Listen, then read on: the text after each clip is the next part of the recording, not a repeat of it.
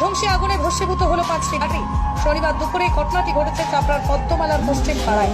জানা গিয়েছে এই এলাকার বাসিন্দা রবিউল মন্ডলের বাড়িতে রান্না করার সময় অসাবধানবশত রান্নাঘরে আগুন লেগে যায়। তা থেকে আগুন ছড়িয়ে পড়ে গোটা বাড়িতে।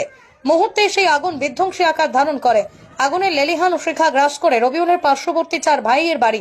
স্থানীয় বাসিন্দা প্রাথমিকভাবে বালতি করে জল এনেও পাম্প চালিয়ে আগুন নেভানোর চেষ্টা করে, কিন্তু দাহ্য পদার্থ থাকায় আগুন বিধ্বংসী আকার ধারণ করে। প্রায় 1 ঘন্টা পর দমকলের একটি ইঞ্জিন ঘটনাস্থলে এসে পৌঁছয়, কিন্তু ততক্ষণে পুড়ে ছাই হয়ে যায় 5টি বাড়ি।